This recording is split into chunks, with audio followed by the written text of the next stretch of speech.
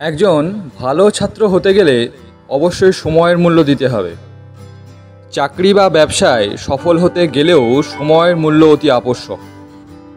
সঠিক সময় সঠিক কাজ করা হলো সফলতার মূল শর্ত। আজ পর্যন্ত যত মানুষ সফল হয়েছেন তারা প্রত্যেকেই সময়কে যথাযথ মূল্য দিয়েছেন।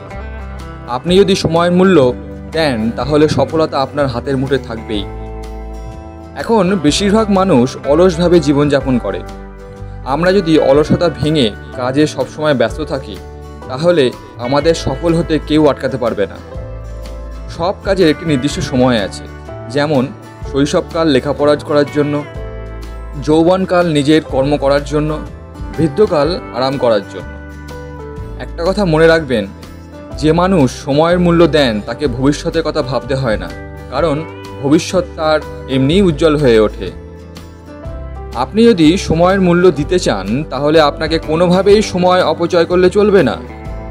এই বিষয়ে আমরা কিছু পরিকল্পনা করতে পারি। যেমন ধরুন, আপনি সকালবেলা উঠে সারাদিন কি করবেন তার একটা লিস্ট বানিয়ে ফেলতে পারেন। সবথেকে ভালো হয় যদি এই লিস্ট গত রাত্রে শোবার সময় তৈরি করতে পারেন।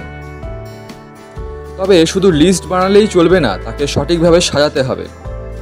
যেমন, আমাদের জীবনে সফলতা পেতে গেলে শুধু আর্থিকভাবে উন্নতি করলেই হয় না। আমাদের জীবনের মূল সম্পদ হলো আমাদের স্বাস্থ্য ও আমাদের পরিবার। তাই আপনার এই প্রত্যেক দিনের রুটিন এমন হওয়া উচিত যাতে আপনি নিজের শরীর ও পরিবারকে কিছুটা হলেও সময় দিতে পারেন।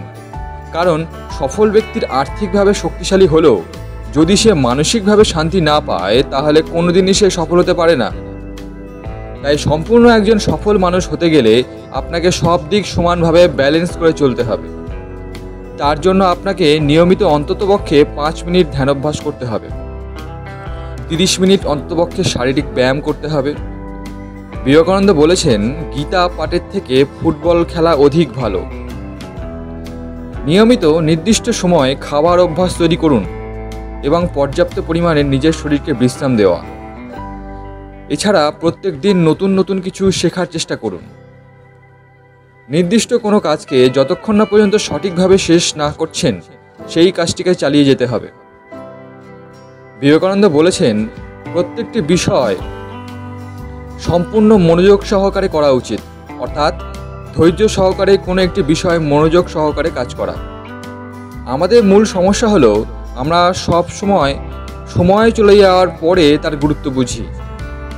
আপনি যদি আজকের কাজ আজকেই করতে না পারেন তাহলে কাজটি দ্বিগুণ কঠিন হয়ে উঠবে। তাই প্রত্যেকটা দিনই আমাদের সঠিকভাবে নতুন উদ্দীপনার সাথে শুরু করতে হবে এবং সময়ের সঠিক মূল্যায়ন করতে হবে। আজকের মতো ভিডিও এইখানেই শেষ করলাম। যদি ভিডিওটি ভালো লেগে থাকে তাহলে লাইক এবং শেয়ার করবেন। সাবস্ক্রাইব করে আমাদের সঙ্গে থাকবেন যাতে আরও ভালো ভালো ভিডিও আপনাদের জন্য আনতে পারি। আজকের মতো বিদায়। সবাই সুস্থ থাকবেন, ভালো থাকবেন। নমস্কার।